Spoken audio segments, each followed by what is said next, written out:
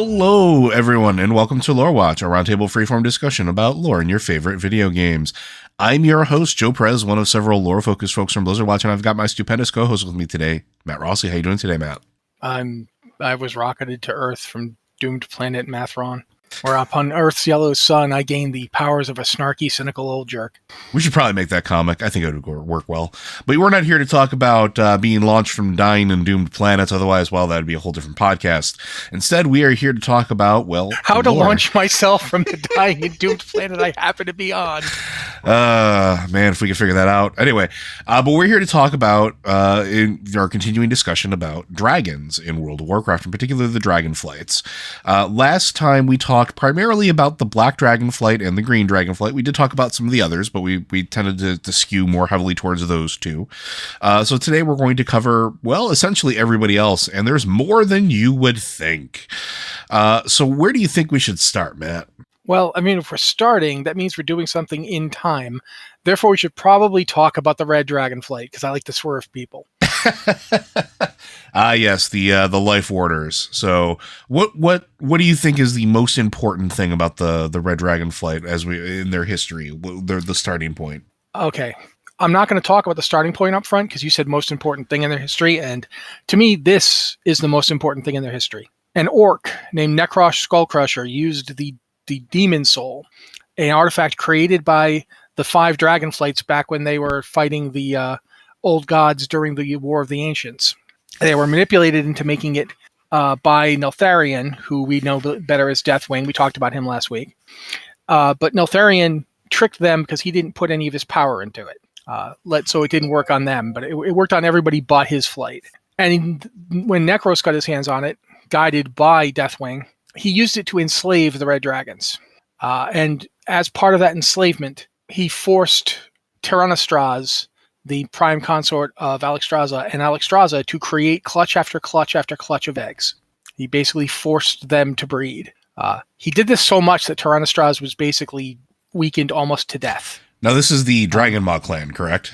Mm-hmm. Yep, this is the Dragonmaw clan of orcs. When it was all finally over and Toronto, oh my god. Alexstrasza finally broke free along with the other dragons and confronted Deathwing and chased him off.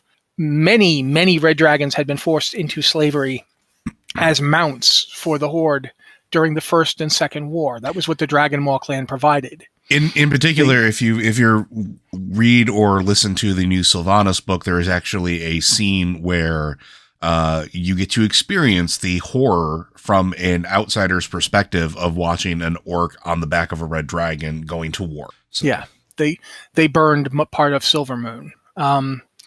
This is in fact the genesis of the hatred of Dalen Proudmoore was that the orcs riding on red dragons flew up to one of his fleets and annihilated it, including one of his sons, sent them all to the bottom of the ocean. So after that happened, after Alexstrasza had lost practically everything. She'd lost an entire generation of offspring. She'd lost her prime consort. He basically died trying to save her from Deathwing because he was too weak to even think about fighting, but he still tried. She lost all that, and she'd been basically... There's no good way to put this.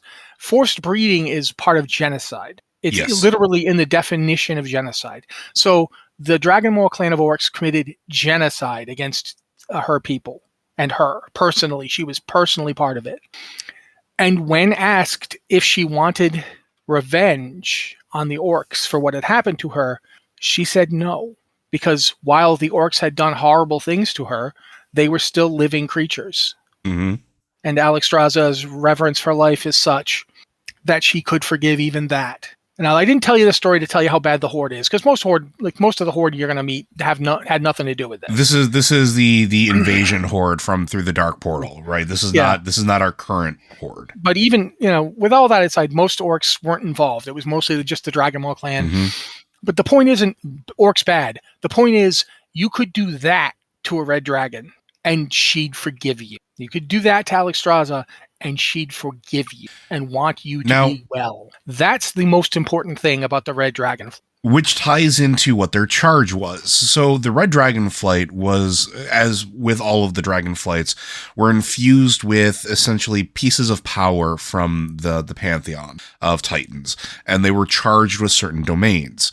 Now, the reason why Matt's story is important here is because the Red Dragonflight, in particularly Alexstrasza, the Lifebinder, and in this sort of mentality that surrounds them, is they were charged by Aenar with protecting life. Now, this is important for two reasons. One, you hear the story about forgiveness, right? You hear the story about how they wanted to protect life because it is life, and now the orcs are part of Azeroth. So there wasn't going to be, at least at that particular moment, revenge, despite how terrible what they made them do was. And now what they made them do here, as mounts, as war machines, as things that bred destruction at the hands of masters that they did not choose or consent to, it was a violation of everything that they were charged to do. It was a violation of their core tenet. And yet, even then, because now the way the current world is, or at least at that time, forgiveness was her option. And so I think that's really important, because that is normally the mindset of the Red Dragonflight. Now, they've been in a very many key moments throughout the history of Warcraft. One of the most well-known ones is the Wrathgate. During the Wrath of the Lich King event, and we're going to be skipping around a lot, folks, so I apologize. But during that event, when the plague was raining down upon both Horde and Alliance at the gates of Wrath there in Northrend. Yeah, literally the Wrathgate between Dragonblight and Icecrown Glacier. Yeah, where they if you wanted to go straight from one to the other and not have to go through Crystal Song Forest, you had to go through the Wrathgate, and that's where the Alliance and Horde's united forces came together to try and face down the Lich King directly in a move one could call spectacularly optimistic. Draenosh Hellscream, not Hellscream, sorry, Draenosh, son of Saurfang, so Saurfang the Younger, charged the Lich King and was promptly killed. It didn't take the Lich King 2 strikes. He hit him once and then he just pulled his soul out of his body. So yeah, bad time. But this I'll just cover this and you'll talk the dragon part.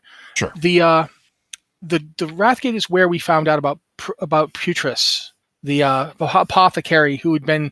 Actually, we'd been working with him since the event that translated between Burning Crusade and Wrath. Like, he'd been over in Shatrath, over in Outland, coming up with a way to cure the plague.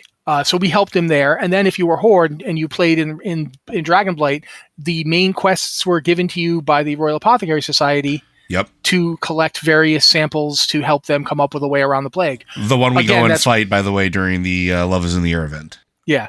So when you go to the Wrathgate at the end, especially if you're Horde, you've just spent most of your time doing quests to quote unquote come up with a cure to the plague. So as Saurfang the Younger dies, as Bolvar High-Dragon, the Alliance commander, who had been working with Saurfang, and the two of them actually seemed to have a pretty good rapport, as he was getting ready to just go at Arthas, he even says, "You'll pay for that and all the lives you've stolen, monster." And Arthas is like, let's see buddy. it. Good luck, buddy. And that's when you hear an explosion. And Arthas, because he's a mono-focused kind of dude, thinks it's Sylvanas.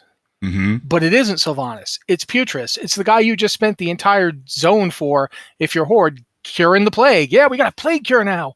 Except it wasn't a cure. Unless you think of a plague even worse than the regular plague that will kill even undead to be a cure for the plague, because that's what he drops on the Lich King and Bolvar and everybody. And it's pandemonium, and you see faces melting, and then what happens, Joe? So this is why this is kind of like that buildup is important. This plague is this gas is running rampant, and it is killing everything. And so at this point, we can assume that annihilation was the goal of the Apothecary Society, because that is technically a cure for undeath. It's making things dead again.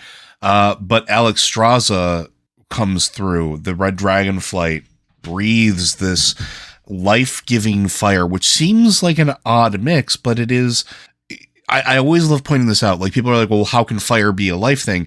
It is a traditional old school, old world thing where you would use the ashes to seed soil, essentially, to let nutrients go into it so that new life could spring. But in this moment, it was trying to burn away the plague, and that was what was happening. However, there was a weird interaction. You're at one of the seats of the Lich King's power. He's literally right there. You have this plague that's murdering everything and transforming those from living to undeath in this in-between state that are not completely dead yet. And then you have this life-giving fire that is being breathed on to clear this out. And in this moment, Bolvar is reforged. We don't necessarily know this, and we don't find out until later, but he is now a new type of, he's not really undead, but he's not alive either. He's this in-between state that the only other time we see something even remotely close to that is years later when we get Calumenethil, and by a completely different way of getting there. Not to interrupt you. Go ahead. But you just hit my bingo card, because I was like saying to myself, here comes Calumenethil, and you did it. I'm like, bing, yep. Bingo. I knew we were going there. Well, I think because it's important. I think it's an important thing to note there. But that is the essence of the Red Dragonflight, is to guard life. And even when they want to destroy things, even when they're trying to cleanse something, there are weird and unforeseen circumstances. Going to things like the Ruby Sanctum or the Red Redoubt, which was like this mountaintop retreat. These are areas lush with life. And you would expect this from the Green Dragonflight, since they're always so tied heavily with druids, but the Red Dragonflight, which are the most likely to be tied to mortals, most likely to interact with mortals in general, bring life wherever they go. Flowers spring in their stead. They are like stewards of rebirth and life and vitality. And so this is also kind of important because of, one, what Matt pointed out, the endless compassion that Alexstrasza has, their task of guarding all life, their reverence for all forms of life, literally all forms of life, also allowed for Alexstrasza to be named the Dragon Queen. So Alexstrasza, not only the head of the Red Dragonflight, became sort of the de facto leader of the Dragonflights in general. Now, that would come to possibly be an angle that Neltharion was not happy about, and that maybe an Olga was able to worm in. Hey, you're supposed to be the strongest in the Warder, but they didn't even look at you. But yet, here we go. The Alexstrasza gets that sort of, I don't want to say the title, but yeah. Well, let's put it this way. I think it's a really interesting way to look at it, is that they all kind of seem to see Alexstrasza as their big sister. You know what I mean? Like, she has the most, for lack of a better word, she's got the mom energy. And that's a big part of what's going on with her. Sorry, now I'm just having this mental image of like Alexstrasza wearing like high-waisted, like stretchy jeans. Yeah, pretty much. I mean, she's the one driving the minivan, guys. we make fun of this, but at the same time, in a group, the mom is usually the one who rides herd. Yep. The mom is the one who gets everyone lined up. And every group, even like when you're in your 20s just growing up and you make your first friend group, every friend group has a mom. Oh, yeah. There's always the one person. The mom of the group, yeah. Yeah, who just moms the group. And I'm using the word mom here because it's Mother's Day where we're recording this, so it's on my mind. But, like, I mean, literally, Ysera was her little sister. Like, they were clutch mates. They were both hatched from, like, the same clutch. So Ysera and Alexstrasza literally were siblings. But even Nosdarmu and Malagos and even Neltharion, before he went nuts, were treated like siblings. And she just, that's how she was. And they even refer to each other as that too. Like, there's been interactions throughout history, and we'll talk about like some of them, I'm sure. But even Neltharion, even Deathwing in his monstrous kaiju insanity phase, where he tries to destroy everything, even refers to the Dragonflight as brothers and sisters, like in his snide comments, right? Mm-hmm. Yeah, because that's basically what they became. But it's just inherent to Alexstrasza that's how she treats everything. Like, everything is like a child to her. Everything is important. Everything has, it's alive. Therefore, it should be nurtured. It should be, that's just how she is. And I think that's when she was called the Dragon Queen, in no way was it in her mind any kind of attempt to assert dominance. She wasn't trying to rule the Dragonflights. She was trying to steward the Dragonflights. Yes. Because, and here's the most important element, every other Dragonflight was consisted of living dragons. Yes. They were alive, and therefore they should be nurtured. So that's just how she approaches interactions with people. Even when you... I do think we need to mention a Legion moment here, which is almost as bad. If you're playing a Death Knight in Legion, Bolvar's kind of bitter about the whole being turned into a monster trap between life and death thing. And so when he gets the chance, he sends you to the Ruby, the regrown Ruby Sanctum, the one that had been destroyed before. Yeah. He sends you there to find information on a long dead red dragon that was seen last trying to go north to this place of power, and it was never seen again. So you go, and you have options here. You can just sneak your way in, do his minimal killing, and grab what you need, or you can go on a wanton slaughter fest, as is the wont of most Death Knights, whose approach to things is subtlety. I have an even bigger sword and a lot more zombies if you need some subtlety. But regardless, you can go in and get the information. If you go in on a murder spree, the Red Dragons are like, we will remember this. And they do. And if you don't go in on a murder spree, the Red Dragons are like, well, I thank you for not going on a murder spree, but the part where you desecrate one of our fallen heroes, that we have a problem with. Well, there's an extra context here, too, that I just want to make sure I put in there. At this point, the reason that the dragons are so aggressive, and you can't even approach them and say, hey, look, we would like to, give rebirth to this, which is anathema to the Lifebinder in general. Let's just be perfectly honest about that. But the whelps that reside within that sanctum are the very last whelps that there would ever be before this next expansion. And we don't know what's going to happen with that. So this is their last clutch. This is the last of their line, because don't forget, at this point, the dragons cannot reproduce. That's it. What eggs exist that's what exists. That's why this is such a big deal. And if you go on a murderous rampage and you kill a whole bunch of whelps, and that's pretty dang bad. So yeah, so that's like there's an element to that. The Red Dragons can be pushed too far. Mm-hmm. Absolutely, they can. There's also that moment in Battle for Azeroth as well after that, right? Where Alexstrasza gives one of, I think it's Zalastraza? Because there's a bones of one of their long dead brethren in Drustvar. And they're actually there's this whole quest chain where they want to make sure that there is no way in heck that anybody raises that like the Death Knights did in Legion. So yeah, and in fact, if you do this quest as a Death Knight, you show up and the dragon who's been sent is like, yeah, I'll attack you. You're like, whoa. I'm not here to do that. Let's talk. And she's like, if you do, and then the guy who's actually doing it shows up and you fight. But yeah, she is very much not happy to see you if you play as a Death Knight, now, which I think is a nice touch, quite frankly. And it continues to, even through Shadowlands. Like, we've had moments with it, which I think is nice to show that it is it is a progressive story. Mm-hmm. Now, there's another event that I think is really important is during the time in Northrend, when we were there, we spent a lot of time at Wormrest Temple. We spent a lot of time with the Dragonflights in general. That's one of the key components of that story. Part of what's happening in that expansion, though, is the Blue Dragonflight, led by Malagos, the Spellweaver, is sort of going off the rails.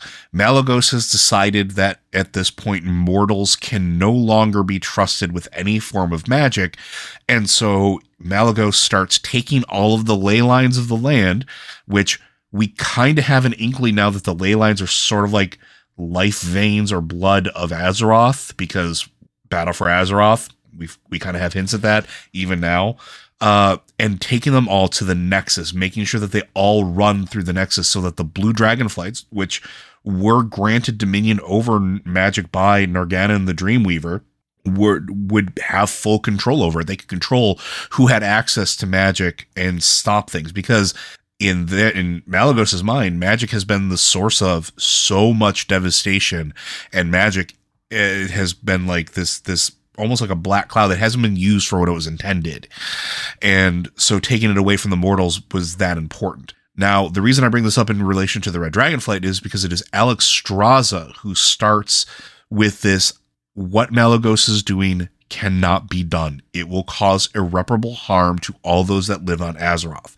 So, in a moment of, I'm trying to think what the right word is for it, resignation, where like I'd say sorrowful. She's straight sorrowful, up, flat out sorrowful, but resolved. She know resignation is also a good word for it.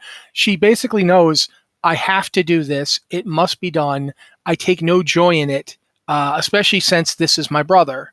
And he is not doing these things out of any kind of cackling sense of megalomaniacal power lust. He's doing them because he honestly believes that they're the right thing to do, but he's going to kill.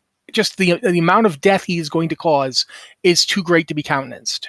Yeah. And we kind of get an inkling that the dragons may have been aware of something that we didn't find out until much later. We want to talk about that a little bit? I think we probably want to talk about it more during the Blue Dragonflight thing, which is what we're doing. We're doing right now, yeah. Yeah. So basically, to get my thing over, so Joe can talk some more. Basically, what happens is Alexstrasza, teams up with mortal adventurers again because we're really useful. We're like in a really interesting way, we're like the gig economy of Azeroth. We really are. It's like she sets up a quest. It's basically like having going onto your phone and finding an app for adventurers and just swiping till you find some treasure. Maybe there's a pet in there somewhere. The adventurers love pets, but she basically points us to, first we have to kill Sapphiron. Because Sapphiron was a very old, very powerful blue dragon before he turned into an undead monstrosity, and Sapphiron had a key that would allow him into the Nexus. So you have to kill Sapphiron and get that key. Then you go and you actually bodily invade the Nexus. You've already done this once. You've already gone into the Nexus once to basically put down a red dragon that killed Malygos' current consort. And so Malygos, in a rage, basically said, all right, you'll be my consort then, and grabbed her. So now she's basically been so thoroughly dominated by Malygos' power that she almost wants you to kill her. So you have to go kill her. But this is a sign of how far off the rails Malygos is going. Yep. That he would even do that. So you go in and you fight Malygos, and of course he doesn't think you can beat him, but Alexstrasza slips you in some red dragon help at the last moment, and you do. You beat Malygos. You kill an aspect. And we should talk about how Malygos got to this point, but first, when you kill Malygos, she shows up. Like, she's there. And she even says, I did not want this, but this waste, this monumental loss of life had to be averted. Mm-hmm. And so, yeah, you can push the red dragons too far, and they will act. And they will kill in defense of life, but only in defense of life. Yes, and that's kind of sort of the important thing that I really wanted to point out there. Like, even their own kind, even their own brothers and sisters will be held in check because their ultimate goal is to maintain life, to maintain as much life as possible. This is why the Scourge was such a problem for the Red Dragonflight. This is why there's such lamentation in what happened to Azeroth and what's been going on. And this is also why for a good number of years now, Matt and I have been wondering what the Red Dragonflight has been up to with Azeroth in such disarray, I guess would be the only way to really put it, which we're obviously going to find out. Yeah, we saw little bits of it in Shadowlands. We see Alexstrasza briefly. Yep. And it's very emotional. It's part of the connection between her and Ysera very much. But at this point, I think we really do have to move on and do the Blue Dragons. Yeah. And you want to go or you want me to go? I'll do this and then you can jump in. All right. So the Blue Dragonflight these are essentially your stereotypical frost drakes, almost. They are normally blue in hue, they're large, but they were given dominion by Norgannon over arcane magic with the task of ensuring that magic would never be abused. Now, combine this with some of the things that happened early on. Now, Matt talked about the Demon Soul, right? And during that event, when Deathwing used the Demon Soul, it wiped out the majority of the Blue Dragonflight, which left only Malygos and precious few eggs. This put Malygos into a weakened and depressed state that would persist for a very long time. Yeah, to put it in perspective, Malygos lost his prime consort. Mm-hmm. Sindragosa. She was killed instantly. He lost the majority of his children and their children. And he got so bad that Alexstrasza and the Red Dragonflight had to step in and raise his broods for him. Yes. He couldn't do it. This is one of the reasons that the Blue Dragonflight was so conflicted during the Nexus War, as it's been called, because many blue dragons only existed because the red dragons had stepped in and guarded their clutches. Yep. So there was a problem. There were quite a few blue dragons who were like, don't think this is a great idea, boss. But Malygos went into like almost a madness because, and I feel like I'm stepping in on Joe here, so I'm going to shut up and let him finish. Please. Oh, no, okay. The reason Malygos went into his madness wasn't because he lost his whole flight, because, that was awful, yes. But here's the thing. When Deathwing came up with the idea of making the Dragon Soul to fight the forces of the Burning Legion, he told them, it was Malygos who backed him. Yeah. Because Malygos and Neltharion had a relationship almost as close as Ysera and Alexstrasza. They weren't literal clutchmates, but they were like tight as anything. Well, and if you think about it makes sense. Like the dominion over Arcane that flows through the entirety of Azeroth with the warder of all the deep places, the physical body of Azeroth itself, makes sense that they would be close. And so Malygos trusted Neltharion implicitly. He just, this is my brother. I trust him in all things. And Neltharion knew that. And when Neltharion was sane, he was a worthy, he stewarded that trust for millennia. But when he finally broke and went mad, he knew the best way for me to get what I want is to use my brother. And he did. He used him to get the rest of them to agree. Because if the Spellweaver told them it was okay, it should be fine, right? The Spellweaver, so they all went along with it. The Dragon Soul was made, and then he used it to destroy the blue dragons. So Malygos, not only did he lose his flight, essentially, for millennia, but he was responsible for it. Yep. If he hadn't backed Neltharion, it wouldn't have happened. That's what broke him. And it was his resurgence came back after like many, many, many, many thousands of years. And ironically, it happened because of Deathwing. Deathwing had taken his own eggs to what was then Draenor and set up a nesting site there in the mountains fighting Gron, because he decided, why should I only have one world when I can have two? Deathwing was nothing if not an egocentric person. Not only that, but the pull of the old guy was weaker on Draenor. Yeah, and he sets up a clutch there. He's doing research, but he's driven off by the Alliance and one of the Gron in particular, whose name I should remember because he's the first Gron raid boss, but I'm not. Gruul? Yeah, Gruul. Gruul the Dragon Slayer, who'd been killing dragons throughout the mountains, the Blade's Edge Mountains. And the Alliance come up with common cause because they both want to mess up Deathwing. Gruul is powerful enough that he can actually crack the then, I believe it was adamantine plates at the time. Elementium. No, the Elementium plates were the ones he was wearing in Cataclysm. He had them already because they were forged and attached to him in Blackwing Lair. Yeah, but you see that in Cataclysm he has new plates put on. He does, yes. I'm not sure, but he basically cracked the plates that Deathwing had on to keep his body together. And that was a problem for Deathwing because those were what was keeping his body together. But between Gruul and the Alliance, especially Khadgar, who's really annoying because he can cast a lot of spells, guy was a real pain in the butt, they drive Deathwing off. And Gruul's like, I'm going to find and kill every dragon and stick them all on spikes because they dare to be in my lair. They dare to be in my area. I'll kill all of them. Then I'll come kill you guys. But at first, I got to go kill all these dragons. The Alliance is like, yeah, we hope to be gone from this planet by the time you get done with that. Then the planet blew up because of Gul'dan. Not Ner'zhul. It's Ner'zhul's fault. Gul'dan is sidereally responsible, but it's Gul'dan helped push him, but it was Ner'zhul's fault. Yeah, Ner'zhul basically decides I'm going to open as many portals as I can, and we're all just going to get out of here. And he tears the planet apart. And as a result, the eggs in Blade's Edge and other parts of Draenor are exposed to the raw power of the twisting nether. And they're changed into these things called nether drakes. Long story short, a blue dragon who kind of had a human boyfriend, although she was also kind of dating Kalecgos, and whose name I always keep forgetting, Tyrigosa. It's Tyrigosa. She comes to what's now Netherstorm and finds some of these dragon eggs and is like, this is fascinating.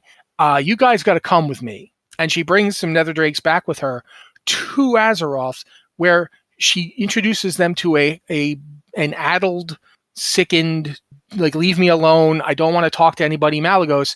And when one of the nether drakes comes up to him, the power in it leaps into Malygos, and suddenly he's like focused again. He's like, he blinks and he stands up to his full size, and everyone's like, wow, we forgot how big he was.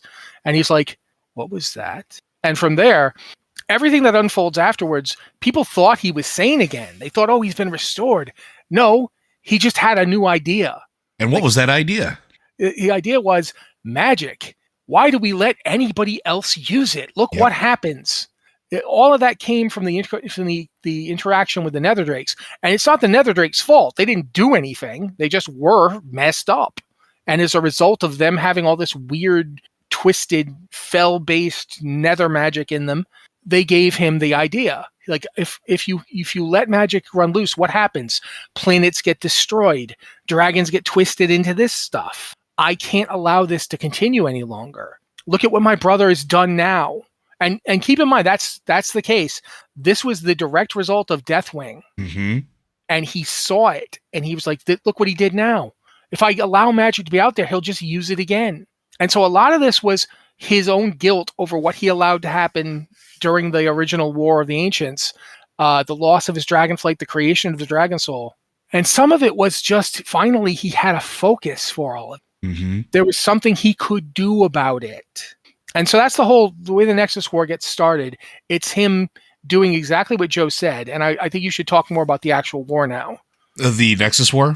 Yeah, because that's the important thing about the Blue Dragonflight is twofold. One is that they were the guardians of all these magical secret places throughout the world, and they kept doing it even after the disaster. Like, one of our favorite blue dragons, Azuragos, was very much patrolling around the remains of Night Elf society, trying to keep people from going and looking in them.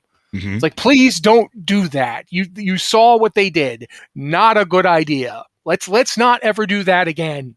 But, so go ahead, talk about it. So the Nexus War, which is sometimes pluralized, called the Nexus Wars, was a war between what we call the resurgent Blue Dragonflight. So this is the Dragonflight post Malygos waking up, seeing the Nether Drakes and going, all right, I got new purpose now, let's go. The war was basically everybody versus the Malygos at this point. Now, if you read the text, it says that he regained his sanity after many millennia, but I'm with Matt. I don't know that that's accurate, because Malygos also declared war on all who use magic he deemed improper. So basically, and I believe specifically the Kirin Tor.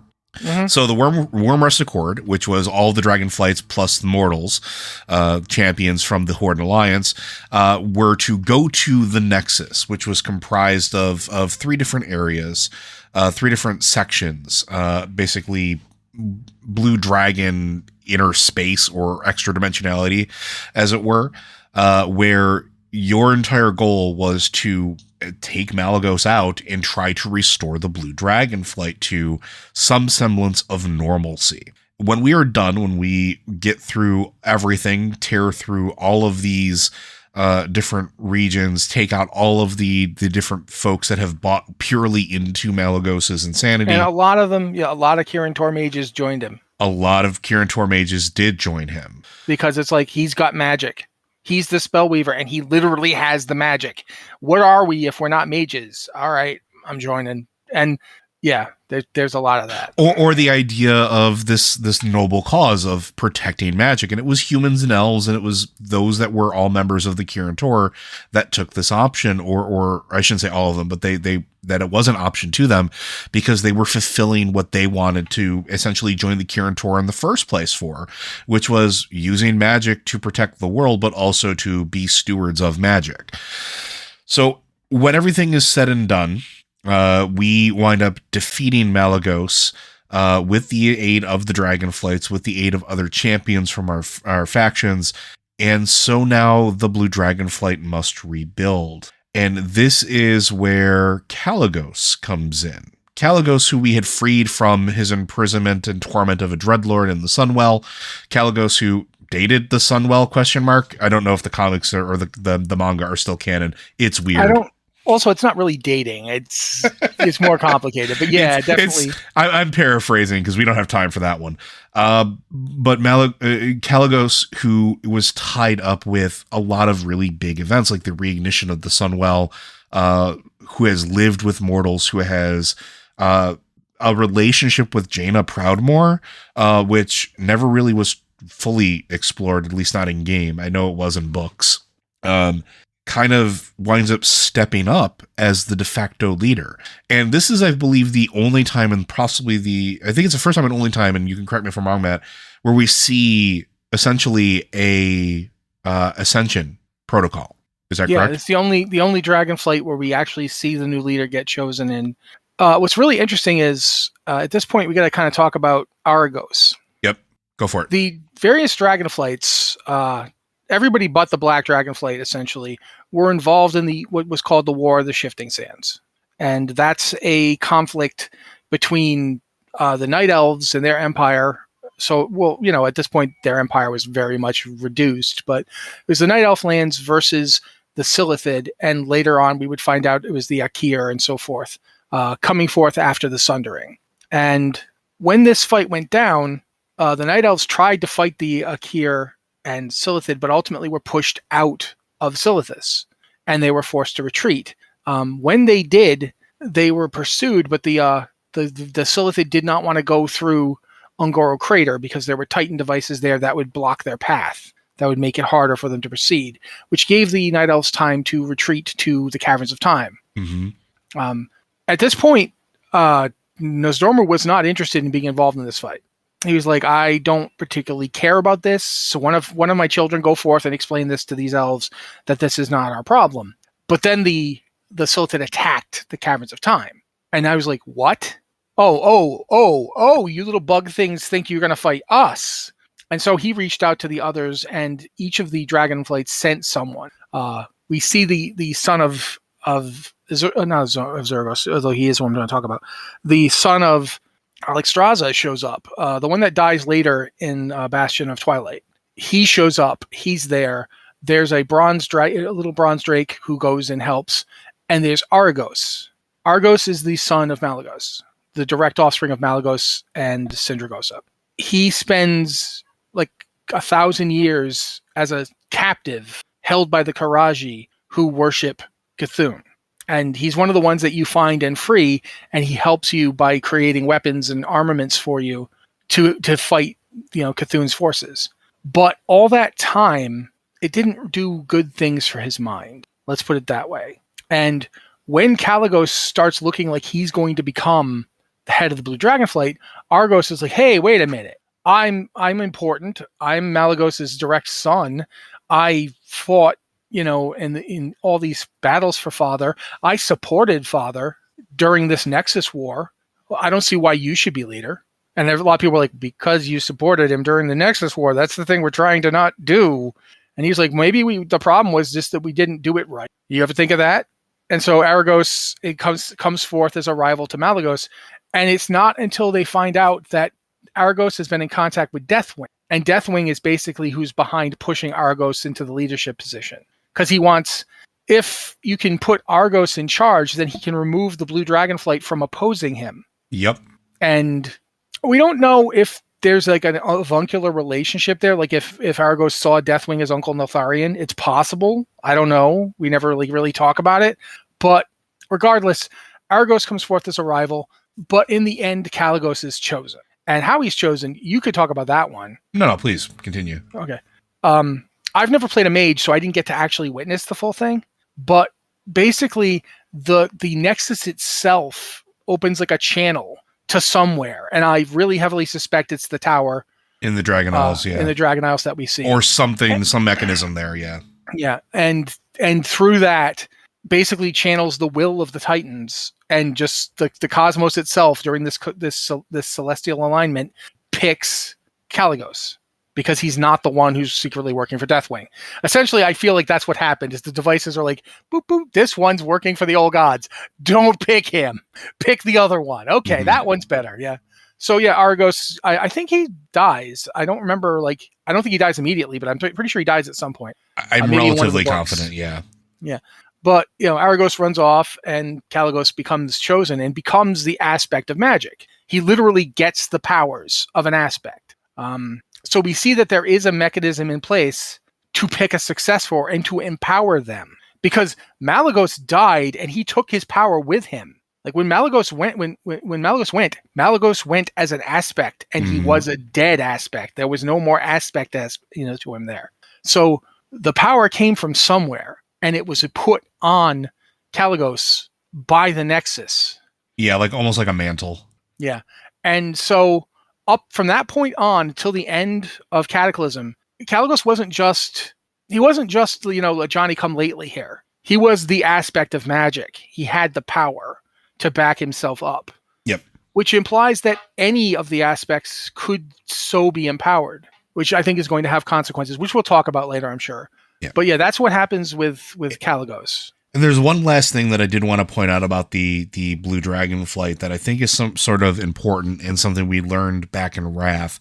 So for the longest time, Frostworms existed in the Scourge in part of Arthas's war as part of the Lich King's forces.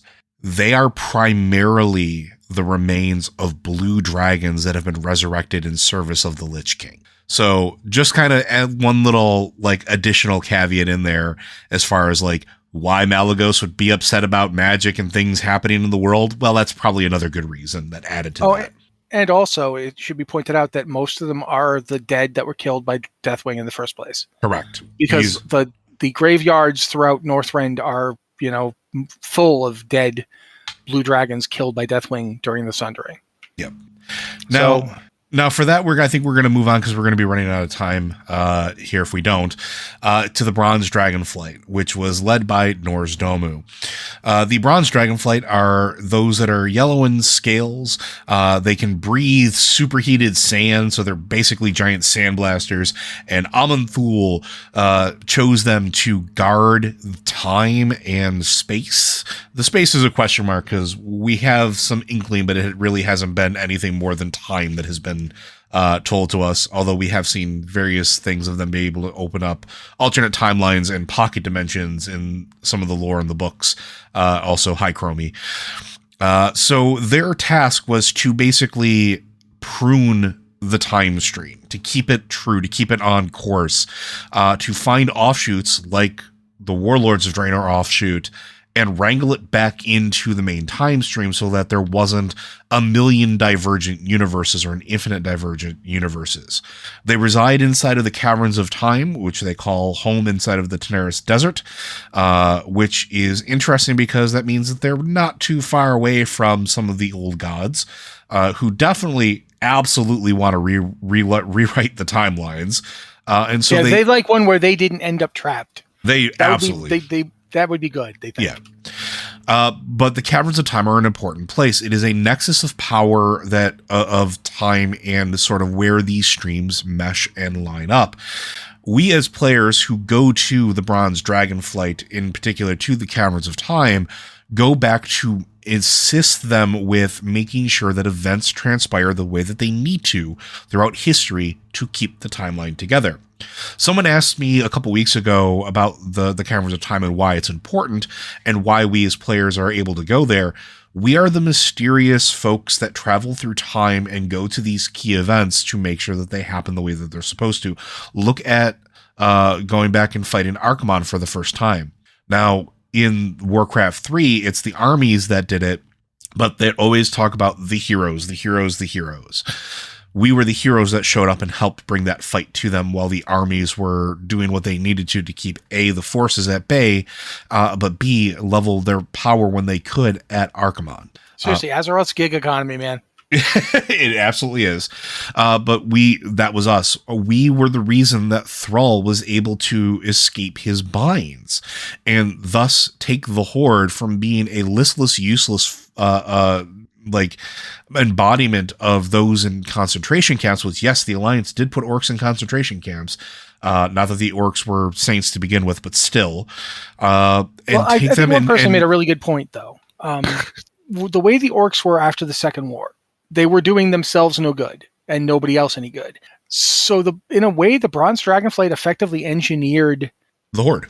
Not just that, they engineered turning the Horde from something that came from another world to destroy Azeroth into something that would actually view Azeroth as its home and defend it against other things coming to kill it. Exactly where I was going with it. It becomes an important pivotal moment because of that. The Horde exists, and yes, there has been tension and terrible tragedy between the Horde and the Alliance. The Horde has done some unspeakable things. The Alliance has done some very nasty things back. However, without the Horde, would we have defeated the Legion? Would we have been able to fight back against Sargeras?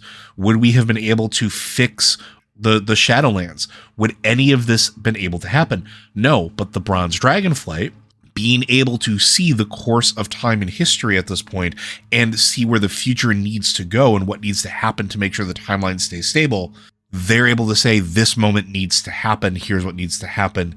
Go forth and do it. Now I'm gonna stop talking for a little bit and give this over to Matt. So. Well, I just think it's interesting because one of the things we see in Mists of Pandaria is that there are other sites in the world that have an interesting relation with time. The one that we find is the Timeless Isle, which literally keeps brigadooning itself into and out of existence. And when it does, massive amounts of time pass in our world and nothing seems to happen there. Karazhan moving backwards through time is also a weird thing. Yeah. But that's a ley line thing, which I think ties into the fact that magic and time are connected in the Warcraft universe.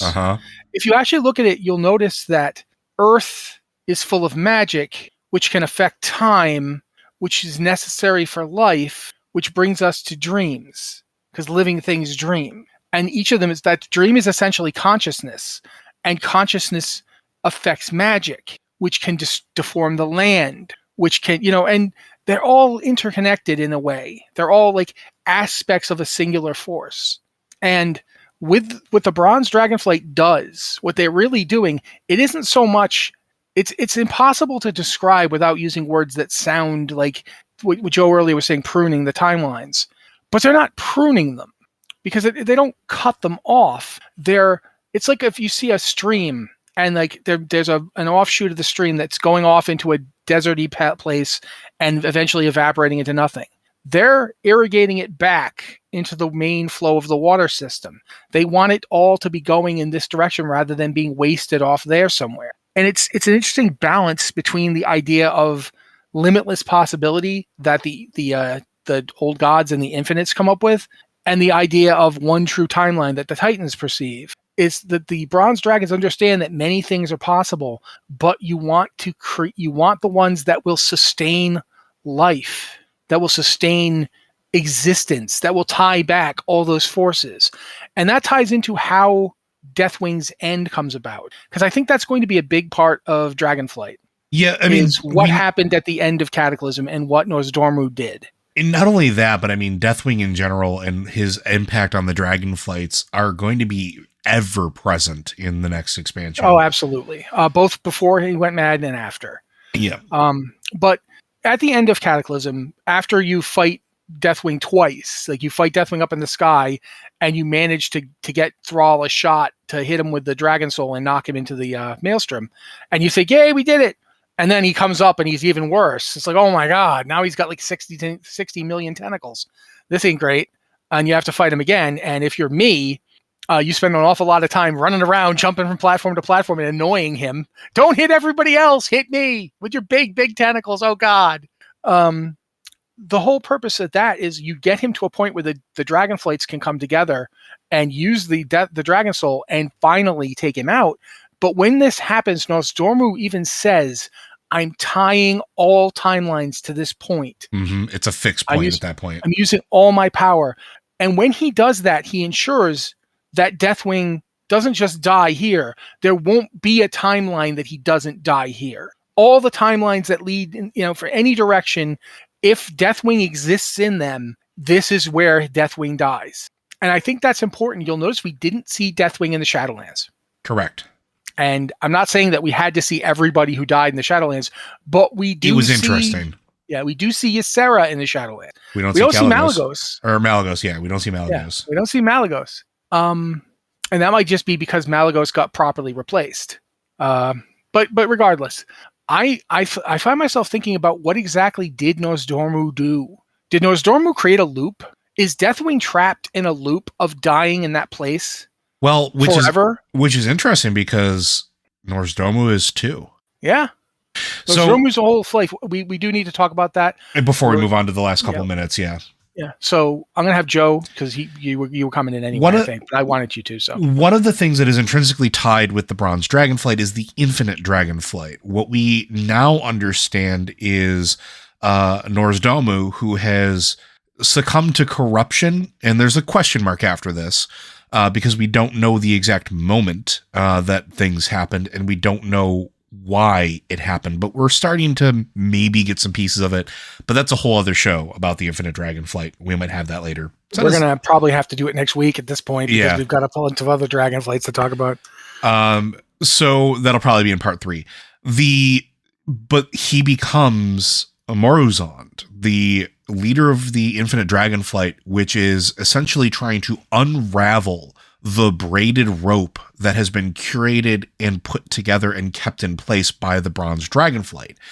When you go in free thrall from and do that entire point of history, you're going back to do that because the Bronze Dragonflight's now essentially immortal enemies, the Infinite Dragonflight, are actively working to make sure that that doesn't happen.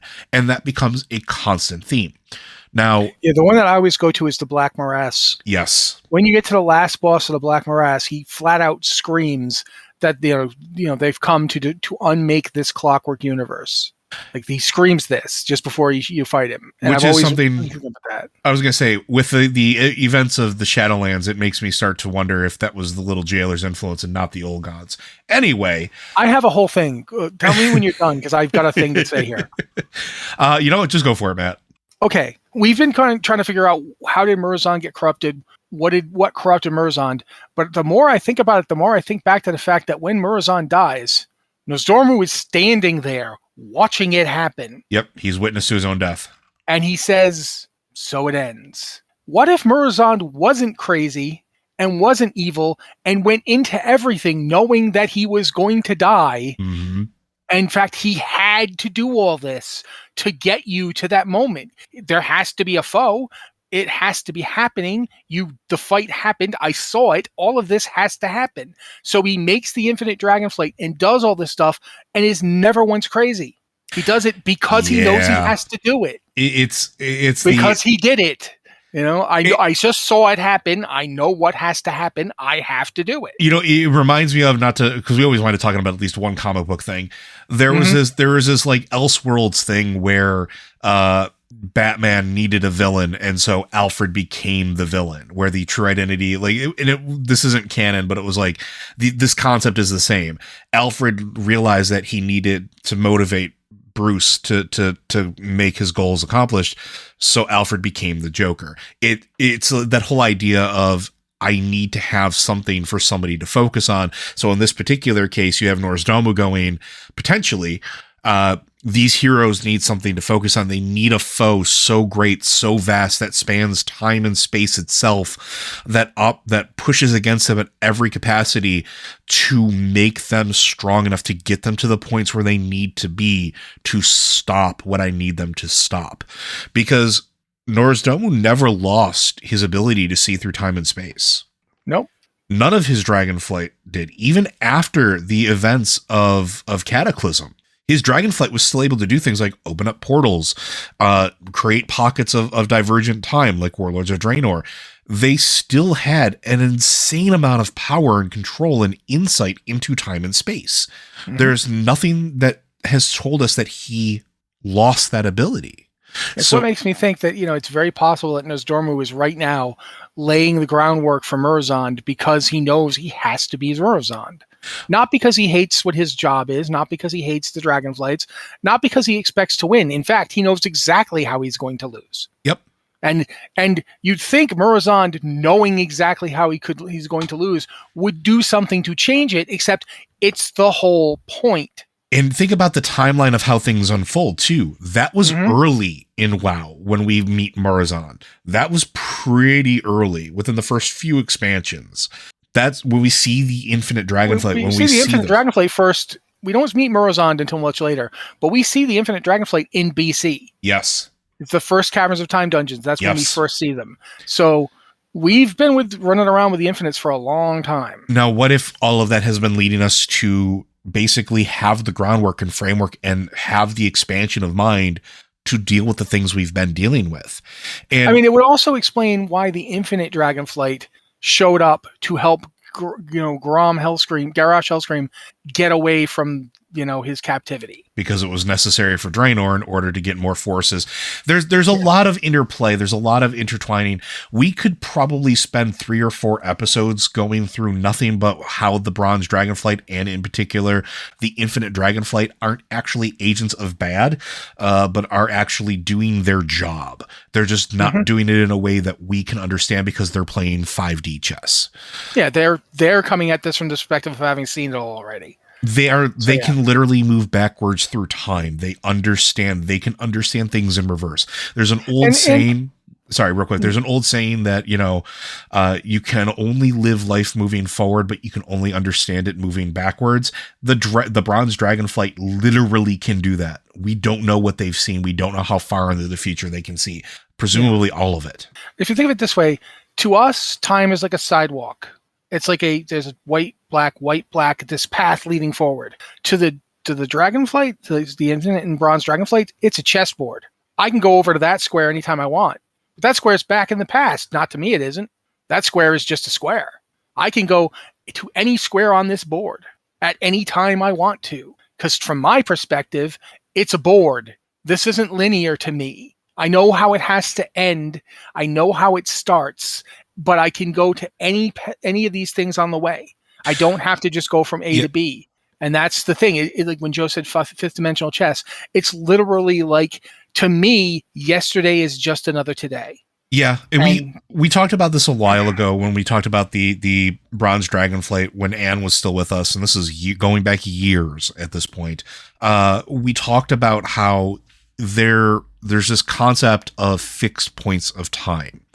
And the idea is that the very first moment of time is a fixed point, and the very end of time is a fixed point, and everything in between is just kind of coexistent for the Bronze Dragonflight.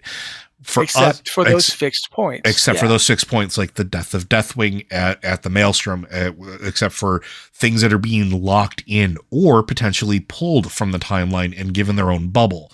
So the Bronze Dragonflight is probably one of the more interesting ones, and one of the reasons why I'm really excited that we're going back to the Dragon Isles, because I have a suspicion that there is going to be some nuggets of information, some little things for us to travel, some things for us to follow, that tell us more about what they actually know, what they actually do. Because don't forget, this was the home of the Dragonflights, this island that they couldn't find because the beacon wasn't lit, which, interestingly enough, and Matt brought this up a couple weeks ago, it feels a lot like the Timeless Isle.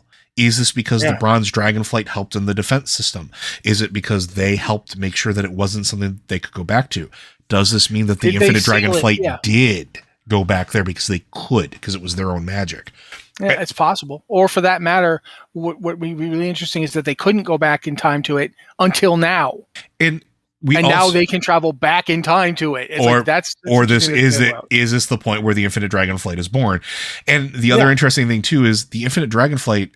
This is going to sound a little bit odd too, because we generally see them as bosses, but we interact with them a lot, even in this current expansion, even in the Shadowlands. When you go to Tazavesh, one of the bosses is an infinite dragon that has taken over a pirate crew outside of Borealis. Why? What is important in that moment? Why does that have to happen? Or not happen? Is that the one ship that would have tipped the siege of Borealis to go the wrong way, but we got there because there was a dragon that we needed to fight? Yeah, especially if you think of the Infinite Dragonflight as Nostormu's way to get us to do what he wants, including ultimately killing him, is he might deliberately be using them to get us to stop things by having an infinite dragon there for us to fight. I bring this up a lot. We are very reactionary. We as heroes tend to go where we see the perceived threat. If there's no perceived threat, we kind of have a blind eye to it. We don't pay attention to something that is not a clear and present danger. So how do you fix that? You give a clear and present danger. You give a target that heroes can't ignore. When you have a bunch of gig economy people with hammers, put some nails in the area. Yeah, more or less. But I think that's going to do it for this particular episode where we covered the red, the blue, and the bronze. We are going to wind up having a third episode, folks, where we talk about all of the other Dragonflights. Little reminder here, if you do have questions for us, particularly that you want us to cover about any of the Dragonflights, send them in to us. Send them into podcast@blizzardwatch.com. Send them into our Discord channels for our patron Q and podcast questions, or our Q and podcast questions for non-patrons. Send them and let us know. We'll try to target or answer those while we're talking about the other Dragonflights. Yes, there are a lot of them. Yes, we're going to be hopefully only doing 3. We'll see how it goes. But we still have so much more to talk about. And if you have anything that you want to know, just let us know. Yep. Now, Blizzard Watch is made possible due to the generous contributions at patreon.com/BlizzardWatch. Your continued support means this podcast site and community is able to thrive and grow. Blizzard Watch supporters enjoy exclusive benefits like early access to the podcast, better chance at having your question answered on our podcast or the queue, and an ads-free site experience. As always, I want to make sure that you are reminded that we at Blizzard Watch still continue to stand with all the employees of Activision Blizzard, as well as the game industry at large, and continuing to unionize, as well as demanding change for a better tomorrow and safer work environments. But with that, folks, thank you very much. We'll see you next week.